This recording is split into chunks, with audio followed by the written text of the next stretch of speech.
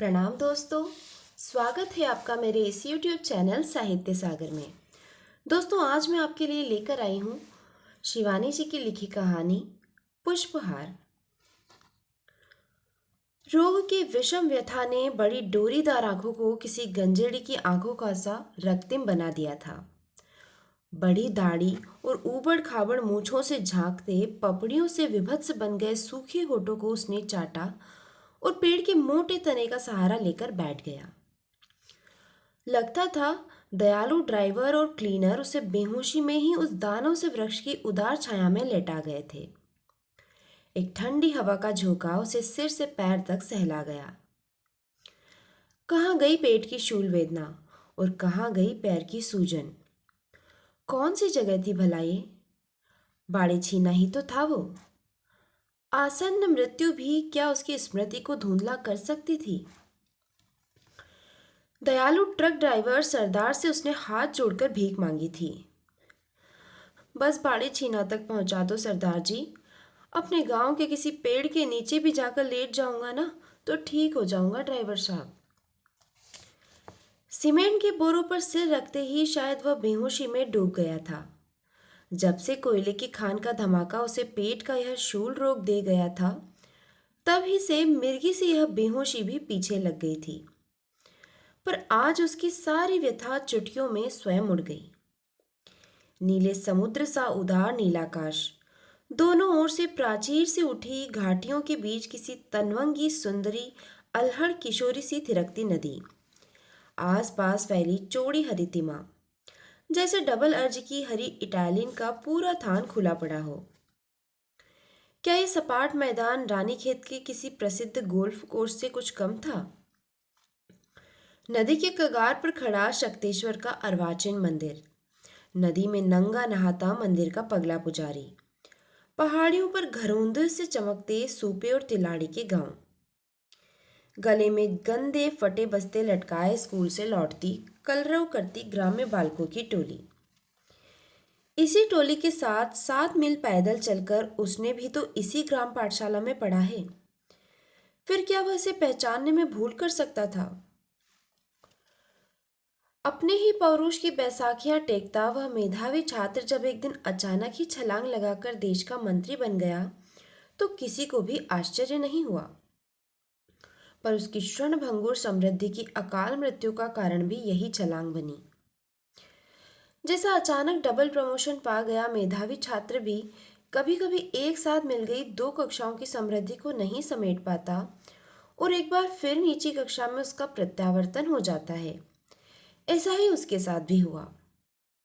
जनता ने जिस उत्साह से उसे गेंद सा उछाल दिया था, उसी उत्साह से नीचे गिरा भी दिया। आज सड़क से लगे जिस पागर वृक्ष की छाया में वह लावारिस लाश सा पड़ा था, कभी उस सड़क का उद्घाटन उसी ने किया था। ग्राम के खंभों में झूलते बिजली के नए तार, नए नए बरताए किशोर पटुक ब्राह्मण की नंगी छाती पर सुशोभित नए यज्ञोपवीत की डोरियों से चमक रही थी। पर किसकी योजना थी ये? मंत्री की आंखें छलछला उठी। कितने विरोधी सदस्यों के चक्रव्यूह में अभिमन्यु बनकर उसने अपने चीर दरिद्र ग्राम के लिए इस योजना की भीख मांगी थी। शत सहस्त्र समृद्ध हाथों से करमर्दन करते करते उसकी कलाई दुखने लगी थी। लक्ष लक्ष भारी पुष्पहारों के असह्य भार से गर्दन टूटकर रह गई थी। कितने ओजस्वी भाषण, कंठ की कैसी गुरु गर्जना थी उसकी। स्वदेश की गिरी कंदराएं जाने गूंज कर सहम जाती। बागपन से झुकाया घुंघराले बालों का गुच्छा चौड़े माथे पर सदा एक ही अंदाज में बिखरा रहता। पर पूरे मंत्रिमंडल का सबसे छोटा और सबसे मुंह लगा सदस्य था। पहाड़ी क्षेत्र के एक समृद्ध जमींदार परिवार का सबसे छोटा दुलारा बेटा, जिसे प्रजातंत्र के सहमे नागरिक फूल की छड़ी से भी नहीं छू सकते थे। ये ठीक था कि जनता जनार्दन कभी भी उस जमींदारी का उन्मूलन कर सकती थी और उसका भविष्य भी किसी उजड़े जमींदार के अय्याश पुत्र की भांति अंधकारमय हो उठेगा। पर उसके उर्वर मस्तिष्क की धरा सोना उगलने वाली धरा थी। उल्टे हाथ से भी बीज बिखेर लेगा तब भी हरी हरी फसल ही लहलहाएगी, ये बात वो जानता था। वैसे तो वह राजनीति की सिद्धांत कौमुदी माँ के गर्भ से ही रटकर आया था, पर सबसे प्रमुख सूत्र का एक पृष्ठ शायद उसने बिना पढ़े ही उलट दिया। लोकप्रियता की अमर बूटी खाकर आए घाघ से घाघ राजनीतिज्ञ को भी निर्दोष पुष्प में छिपे सर्प की भांति नारी का सौंदर्य विषधर डसने पर पल भर में ही अपने घातक विष से निर्जीव बना धरा पर लुढ़का सकता है। ये बात वो जानता था। उसका जन्म पहाड़ के एक निम्न मध्यम वर्गीय ब्राह्मण परिवार में हुआ था, पर उसकी अकड़, बांकपन, बोलचाल, उठक बैठक, नम्रता, किसी में भी रंग रूट का नयापन नहीं था। उसका डील डॉल लंबा, रंग आकर्षक रूप से गेहुआ और आंखें बड़ी बड़ी थी। पतली मूछों से मेल खाती तीखी नासिका के बीच बीच में फड़कते पतले नथुने उसके क्रोधी स्वभाव के परिचायक थे। पर विलासी मोटे अधरों पर बात बात में थिरकने वाली उज्जवल हंसी युक्त चेहरा देखकर मानव स्वभाव की गुत्थियां सुलझाने वालों को भी उलझन में डाल देती। ये व्यक्ति क्रोधी भी हो सकता था और शिशु सा सरल आनंदी भी। चेहरे का मुख्य आकर्षण था उसका कैशोर्य और कंठ का आश्चर्यजनक कच्चापन। 2 वर्षों की छोटी सी अवधि में नीति उसे दंतहीन असहाय शिशु की ही भांति गोदी में उठाकर किसी जादूगरनी किसी उड़ान में लोकप्रियता, समृद्धि और वैभव के सर्वोच्च शिखरों पर उड़ाती रही थी। पर उसी क्रूर खिलवाड़ की सनक में उसने उसे धरा पर पटक कर रख दिया, और वह ऊंची उड़ान में उड़ती चील के मुंह से गिरे शत विषक्त अधमरे सर्प सा एक बार फिर अपनी उसी जन्मभूमि पर पड़ा था जहां से नीति उसे चोंच में दबाकर उड़ गई थी। जिसका घातक विष, लपलपाती जिह्वा और कृष्ण नाग का सा फन कभी पर्वत से शक्तिशाली शत्रु को भी एक ही डंक से परलोक पहुंचा सकता था, आज दुर्भाग्य की नन्ही चींटियों से नूचा वहीं विवश पड़ा था। क्या पता उसकी माँ ही अचानक इस मार्ग से निकल पड़े। पर इतने वर्षों तक क्या वह इसी गांव में बैठी होगी? हो सकता है अपने भाई के पास चली गई हो, पर वो अपनी माँ की जिद को जानता था। प्राण रहते वह अपनी थाती नहीं छोड़ पाएगी। वो पुत्र के मंत्री बनने पर भी, उसके लाख समझाने पर भी उसके साथ उसकी बड़ी कोठी में रहने लखनऊ नहीं गई थी। जब बेटा देश का राजा बना तब भी वह दूर दूर के जंगलों में कुतुब मीनार से ऊंचे पहाड़ी देवदार और अय्यार के वृक्षों की सर्वोच्च शाखाओं पर शाखा मृगी बनी लकड़ियां तोड़ती, कभी बकरियों के लिए पैया की पत्तियों के स्तूपाकार गट्ठर के नीचे दबी ऐसी दूहरी होकर घर लौटती कि बिवाइयों से फटे 2 पैर ही पैर दिखते। लगता कोई हरी भरी पहाड़ी ही चली आ रही है। उस दिन वह चुपचाप एक परिचित मित्र की जीप मांगकर मां से मिलने चल दिया। टोकरी भर दशहरी आम भी वह उसके साथ ले जा रहा था। उसकी मां को आम बेहद पसंद थे और अपने अभावग्रस्त शैशव की स्मृति को मंत्री भूला नहीं था, जब माँ बेटे बारी बारी से एक ही आम को चूस उसकी गुठली का भी मुंडन कर रख देते थे। 4 बलिस्त की तंग सड़क पर नाचती गोल घूमती जीप को पहाड़ी दक्ष ड्राइवर ऐसे नचा रहा था जैसे चतुर नट पिता ढोलक की थाप के साथ पतली रस्सी पर अपने पुत्र को नचा रहा हो।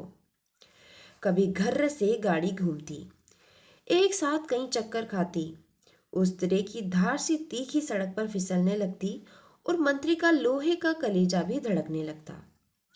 उसे लगता जीप अब खाई में गिरी और अब खंदक में। पर दूसरे ही क्षण तीखी चढ़ाई पर हाँफती कांपती शिथिल फुफकारे छोड़ती जीप मत प्राय इक्के की मरियल घोड़ी सी पराजित हो 3-4 कदम पिछड़ आती। क्रुद्ध इक्के के चालक की भांति ड्राइवर ब्रेक लगाता और अनुशासनपूर्ण अनुभव के करारे चालक से सहमी गाड़ी एक बार फिर तीव्र गति से भागने लगती। वो उसी तीव्र गति से भागी जा रही थी कि एक अप्रत्याशित मोड़ पर धूल उड़ाती भेड़ बकरियों के झुंड को पहियों के नीचे आने से बचाने के लिए मोड़ से स्वयं उलटते उलटते बच गई। कुशल चालक का चेहरा क्रोध से तमतमा गया। पल भर भी चूकता तो गाड़ी ही नहीं, उसकी नौकरी भी चली जाती। मंत्री भी बौखला गया था। झटके से उसकी कीमती घड़ी टूटते टूटते बची थी और जीप के लोहे से टकराकर माथे में घूमड़ उभर आया था।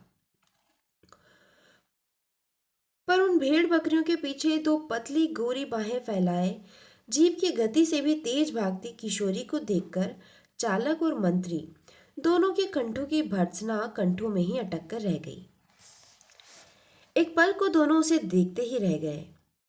भेड़िया धसान की धूल से धूमिल आकृति अब स्पष्ट होकर बड़ी धृष्टता से उनके सामने खड़ी हो गई थी। वो ड्राइवर से कहने लगी, क्या करूं ड्राइवर जू, कब से हरामजादियों को डंडा मारकर किनारे कर रही थी। वैसे ये कुमाऊं यूनियन की गाड़ी का टैम भी नहीं था, नहीं तो मोटर टैम में मैं खुद ही इन्हें चराने नहीं लाती।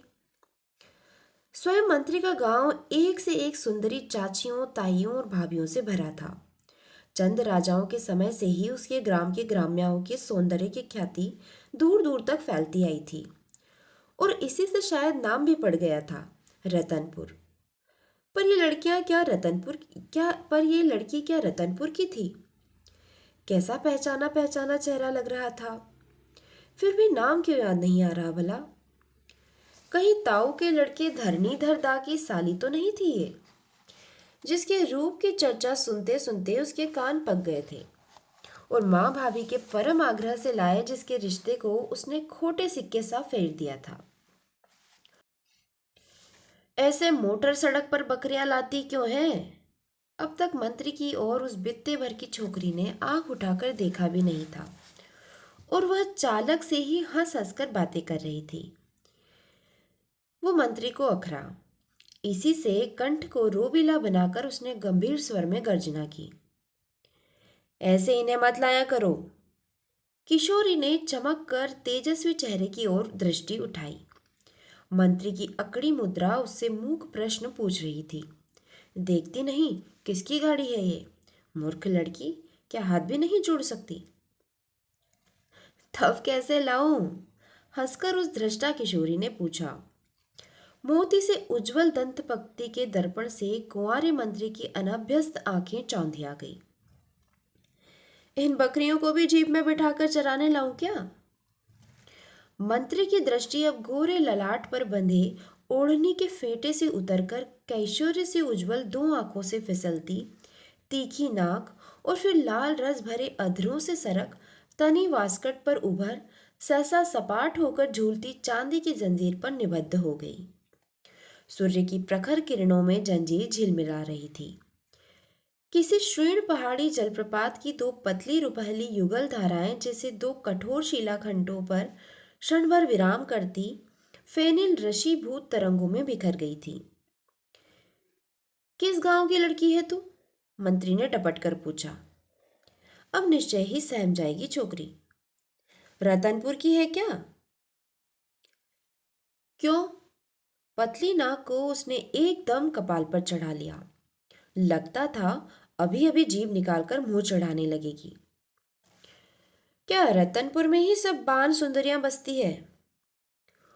और फिर वह धृष्ट उत्तर के साथ भुवन मोहिनी हंसी का जाल बिखेरती एक बार भी पीछे मुड़े बिना चली गई। विरोधी पक्ष की निर्मम घूंसेबाजी ने भी कभी मंत्री को ऐसे धराशायी नहीं किया था। फिर जिस सरकारी जीप के चालक के सम्मुख वह उसे चुटकियों में उड़ाकर रख गई थी, वो भी मूंछों ही मूंछों में मुस्कुरा रहा था। तुम जरा रुकना ड्राइवर, उसने बड़ी आत्मीयता से कहा, जैसे वह मंत्री नहीं स्वयं ड्राइवर का ही बड़ा भाई हो। बड़ी भूल हो गई पहचानने में, ये तो हमारे धरणीदा की साली है। चलकर जरा भाभी की कुशल पूछाऊं।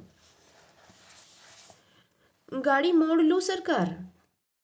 घाक चालक भी शायद समझ गया था कि प्रभु भाभी की नहीं, भाभी की सुंदरी सहोदरा की ही कुशल पूछने भाग रहा है। कभी गाड़ी मोड़ने का आदेश नहीं देगा। नहीं नहीं, तुम यहीं रुके रहना, हम अभी आते हैं। चलते चलते मंत्री ने दोनों हाथों में ढेर से आम भी भर लिए। निकाल ले, हंसकर मन के चोर ने कहा। डरता क्यों है। माँ के उपहार की टोकरी से किसी दूसरी के लिए मीठे फल चुराने वाले क्या तू संसार का पहला पुरुष है। ये चोरी तो प्रत्येक संसारी पुत्र करता है रे। वो उसी दिशा की ओर लपका। लड़की बहुत दूर नहीं गई थी। तेजी से मुड़ गए एक दूसरे मोड़ के टीले पर वह बैठ पीठ किए बैठी थी। सूखे पत्तों की चर्र-मर्र सुनकर वो चौंकी। तुमसे माफी मांगने भागता आया हूं दुर्गी। माफ करना। इतने सालों बाद तुम्हें देखा ना, इसी से पहचान नहीं पाया। पर वो रूठी गर्वीली राजकन्या सी निशब्द उसी टीले पर बैठी रही। उस मुग्धा मानिनी की अनूठी छवि ने मंत्री के वर्षों से अंधकारपूर्ण हृदय कक्ष में बिजली सी कौंध गई। घुटनों से कुछ ही नीचे तक लटका काला लहंगा किसी विदेशी आधुनिका की मिनी स्कर्ट के से औदार्य से सांचे में ढली नंगी सफेद टांगों का उन्मुक्त प्रदर्शन कर रहा था।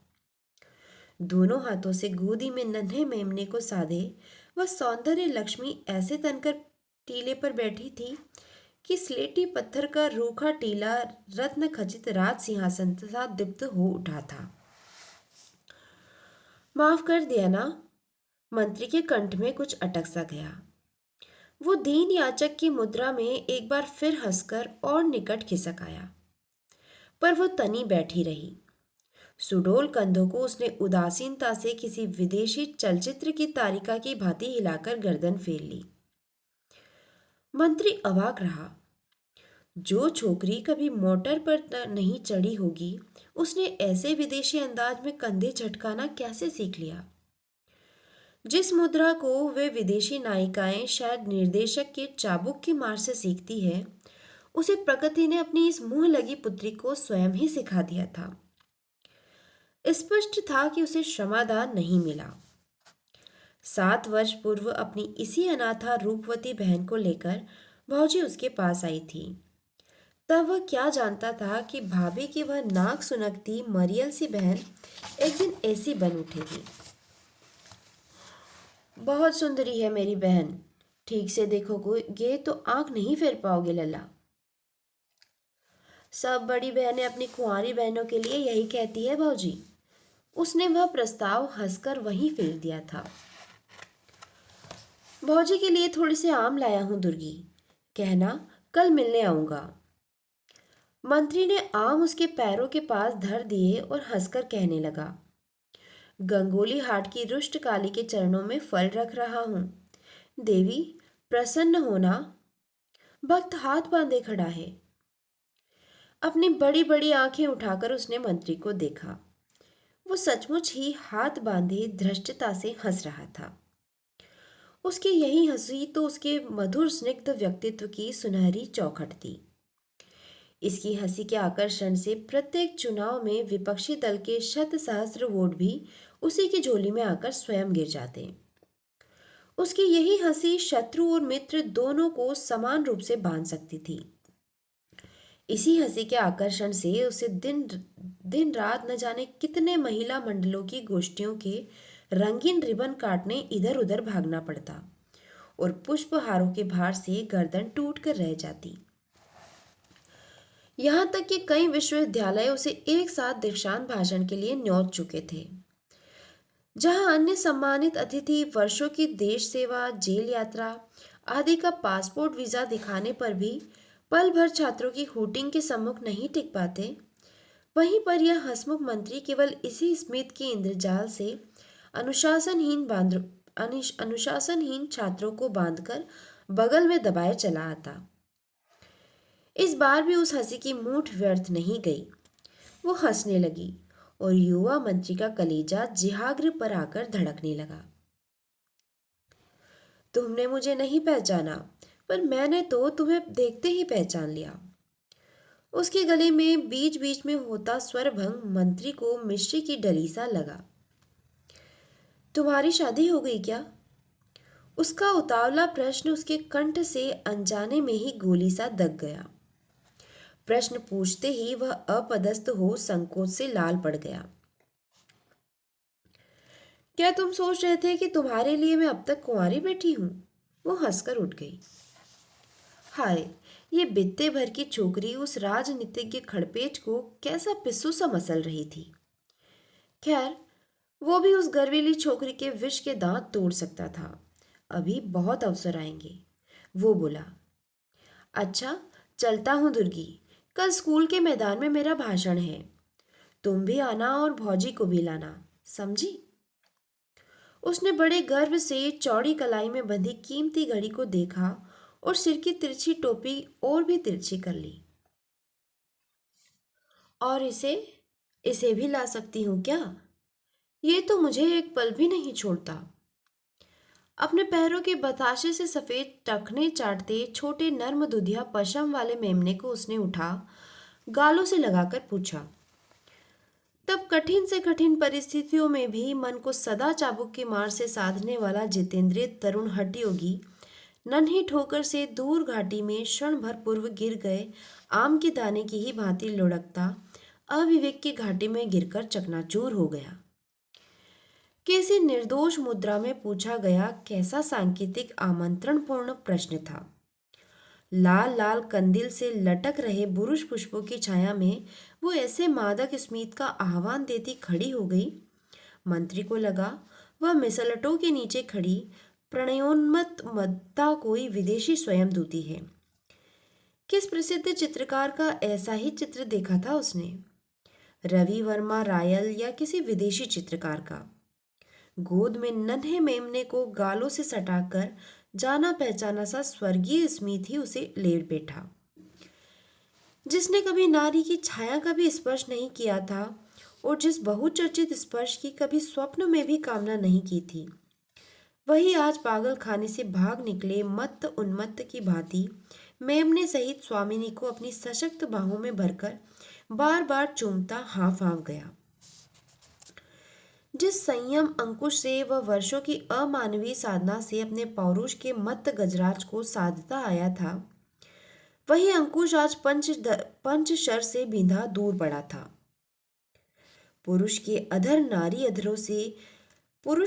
नारी अधरों के प्रथम स्पर्श के नीचे किसी किशोरी के कुंवारे अधरों की भांति थरथर कांप रहे थे, जैसे पहली बार संसार का निकृष्टतम पाप किया हो।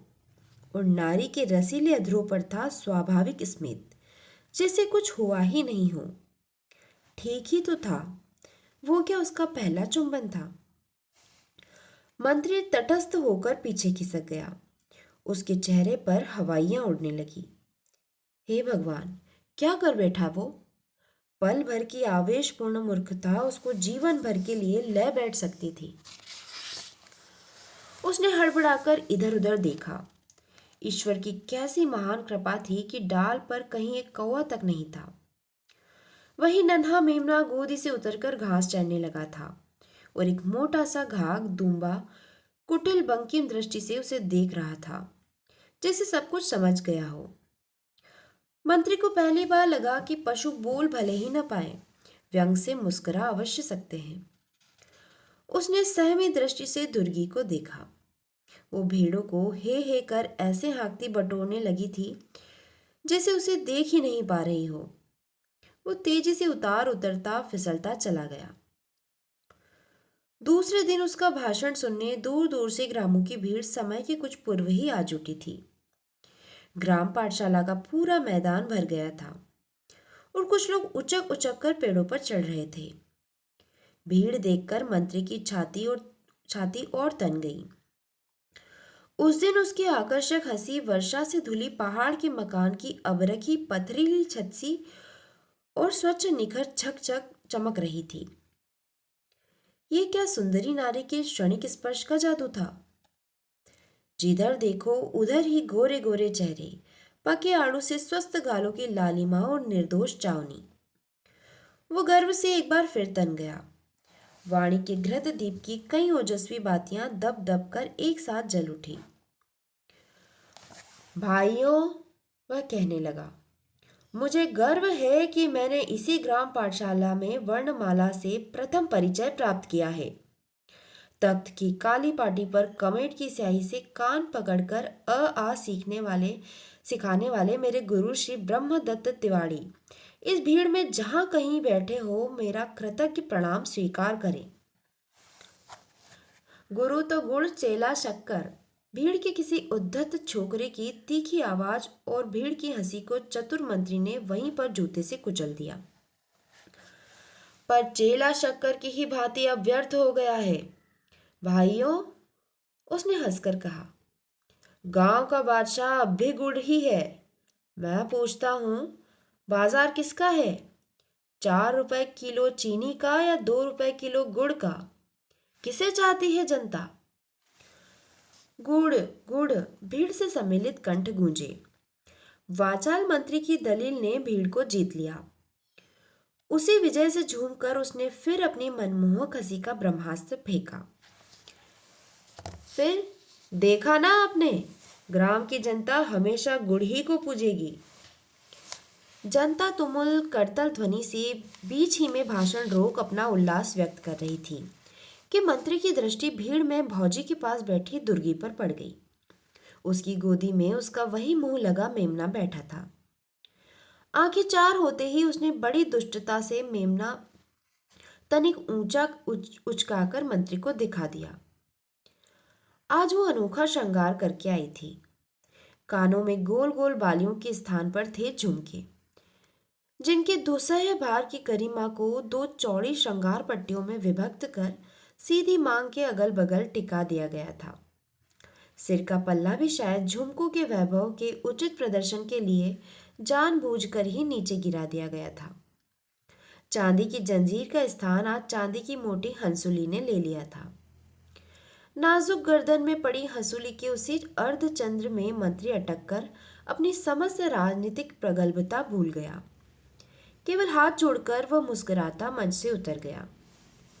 तालियों की गड़गड़ाहट हाथों ही में गूंज रही थी कि वह भीड़ चीरता भौजी के पास चला आया।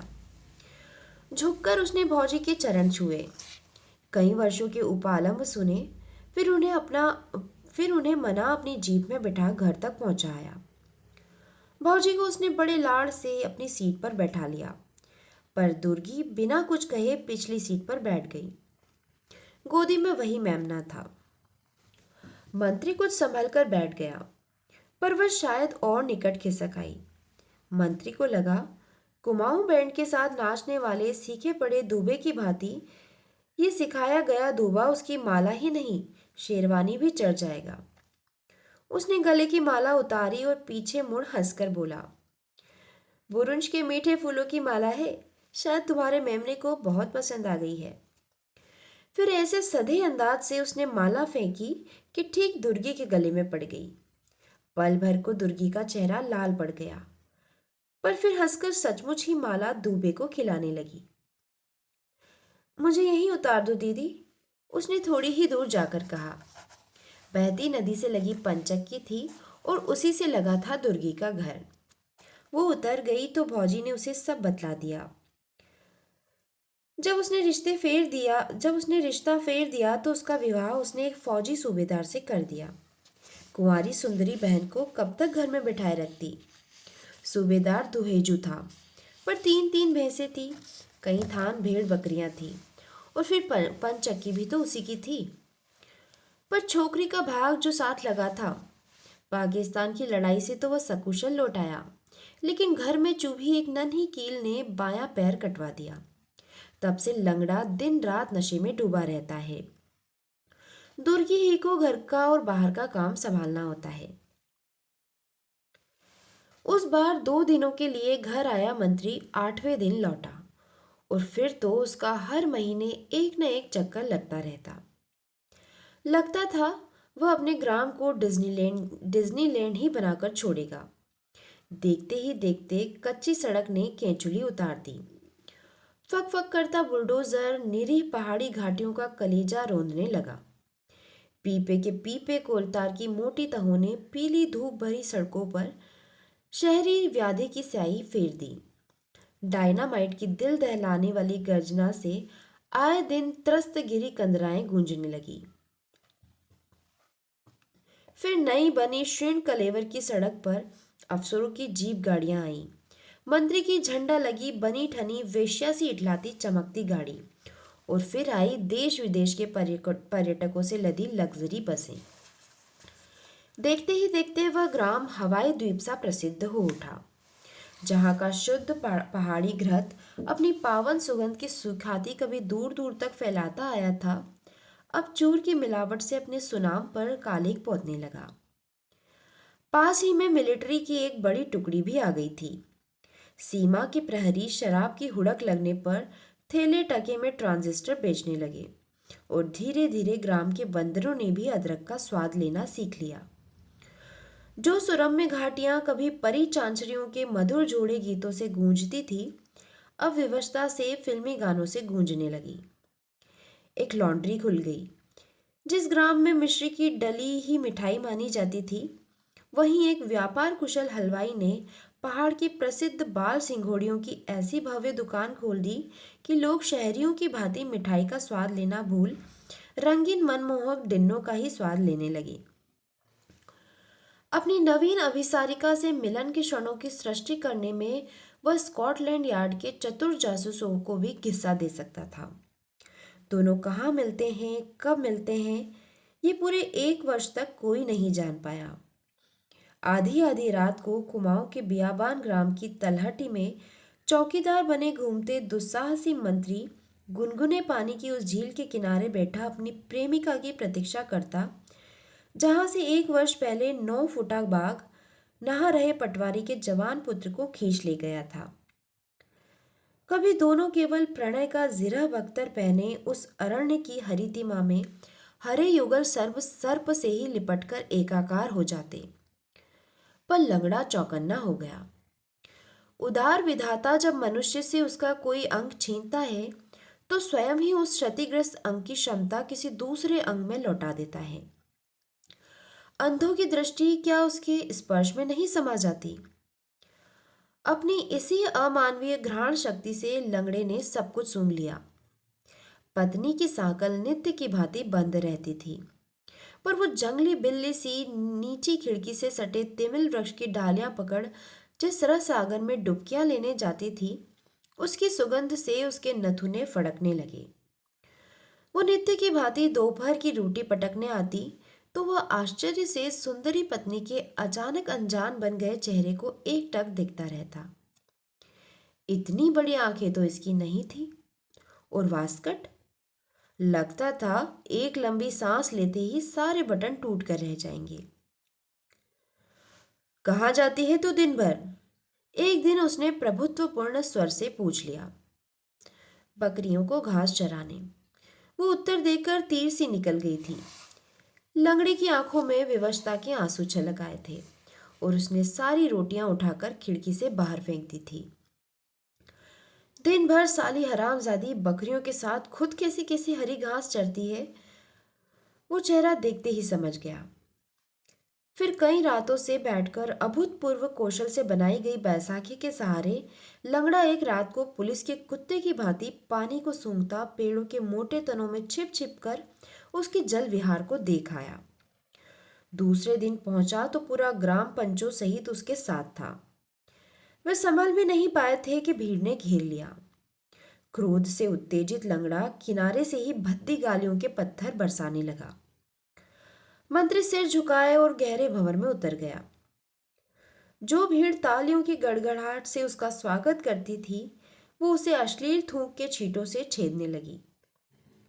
रंगे हाथों पकड़े गए चोर की भांति वह सिर झुकाए अदालत में खड़ा था।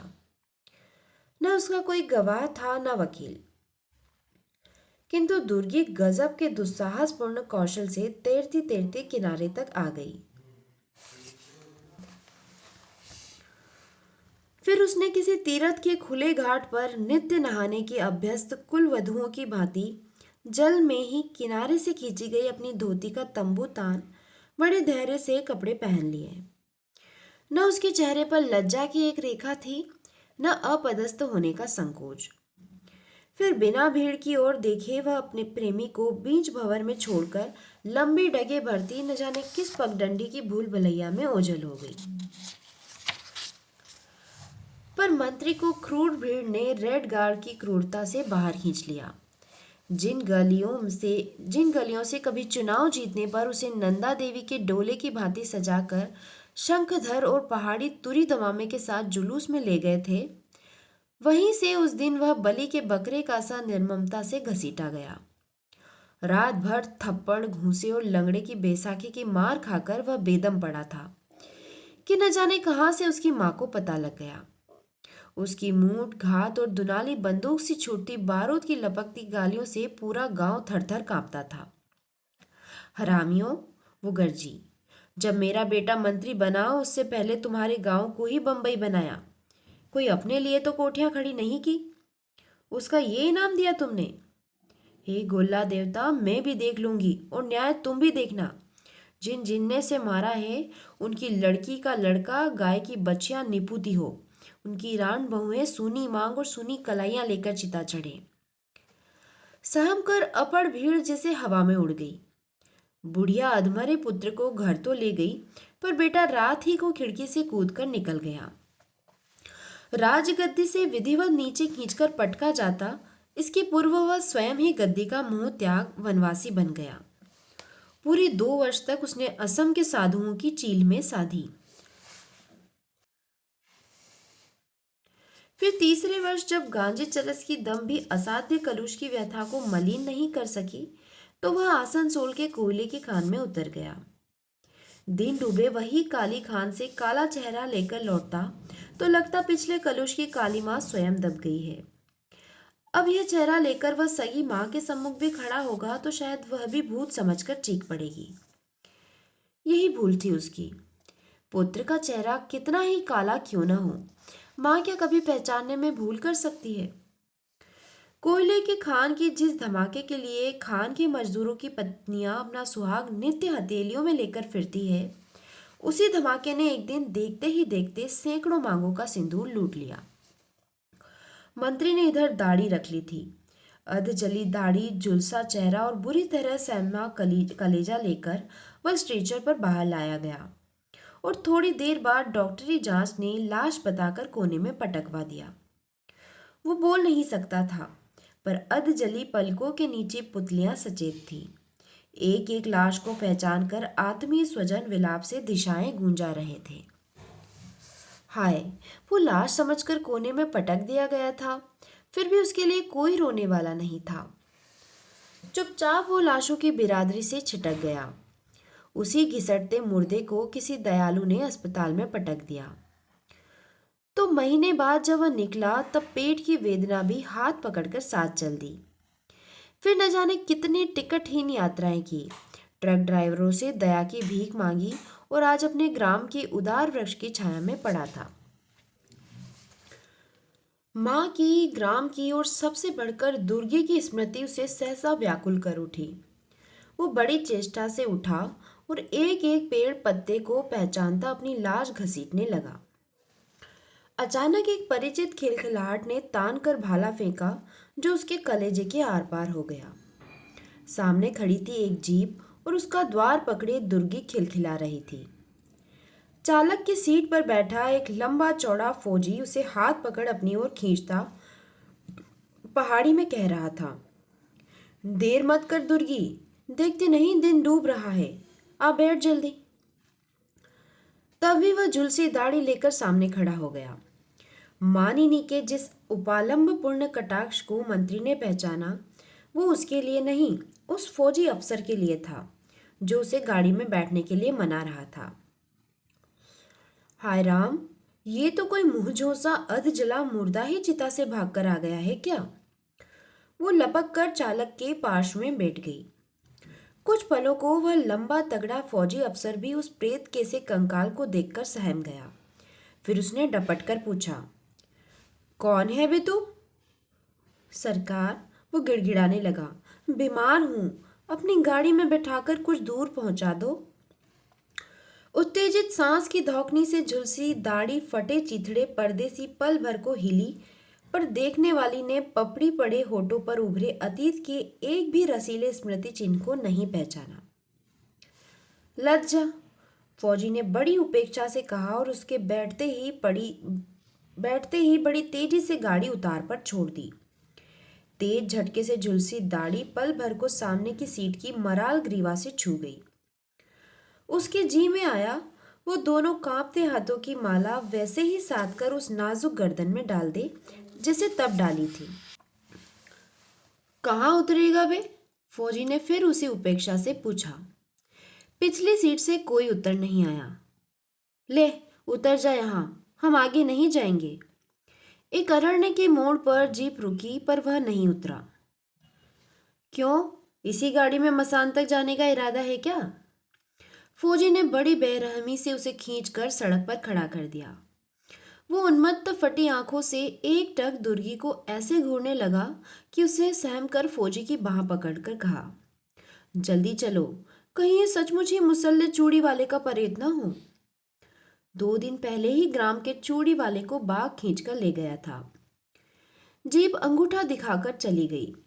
मंत्री को लगा कोयले की खान में फिर धमाका हुआ है। अदृश्य लपटों में वह झुलसकर गिर पड़ा। जब होश आया तो सूर्य वन वनांतर रंगता धीमी गति से डूब रहा था।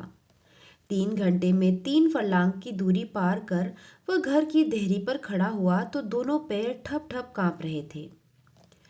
कांपते हाथों से उसने सांकल खटखटाई। कौन है इतनी रात गए? माँ का कर्कश स्वर सुनते ही वह फिर लड़खड़ाकर गिर गया। द्वार खुला। सहमकर माँ पहले 2 कदम पीछे हटी, फिर कंकाल पर झुक गई।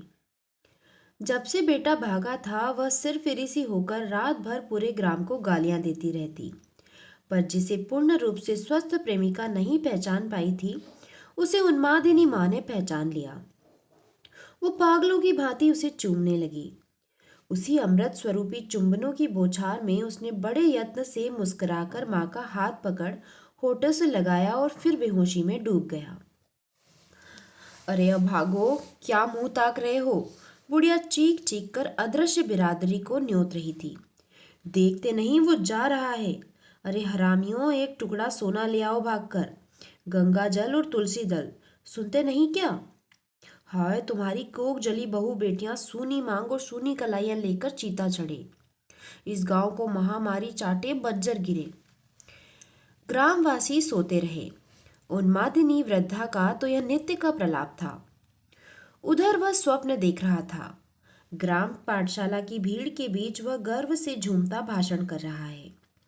मेमने को गोद में लिए दुर्गी को देखते ही भाषण कंठ में अटक क्यों गया? सब हंस रहे हैं, कोई भी ताली नहीं बजाता, एक भी माला गले में नहीं पड़ी है। माँ, उसने आंखें खोल दी। कपोलों पर आंसू की धारा बहने लगी। क्या है मेरे राजा? बुढ़िया ने पुत्र के वेदना विधुर चेहरे को कांपते हाथों में भर लिया। सुनते नहीं हो हरामियों? बुढ़िया छाती पीट पीट कर फिर चीखने लगी। हाय, जब मंत्री था तब कितनी मालाएं लेकर भागते थे उसके पीछे। आज एक माला के लिए तरस रहा है मेरा बेटा। पर वो नहीं तरस रहा था। वो फिर सपना देखने लगा। हंसती मुस्कुराती दुर्गी वैसे ही लाल बुरुंज की माला हाथ में लिए उसे पहनाने चली आ रही थी, जैसे उसने कभी अपने मेमने को खिला दी थी। मंत्री ने दोनों कांपते हाथ जोड़े और गर्दन बढ़ा दी। हाथ शिथिल होकर छाती पर गिर पड़े, पर माला पहनने को बढ़ी गर्दन उसी विजयी मुद्रा में खिंची रह गई। तो दोस्तों, शिवानी जी की ये मार्मिक कथा यहीं समाप्त होती है। कहानी आपको कैसी लगी मुझे कमेंट बॉक्स में लिखकर ज़रूर बताइए। और दोस्तों, अगर मेरे द्वारा सुनाई गई कहानी आपको पसंद आ रही है तो प्लीज़ मेरे चैनल को सब्सक्राइब कीजिए और अपने दोस्तों तथा परिचितों में शेयर भी कीजिए। आपका बहुत बहुत धन्यवाद।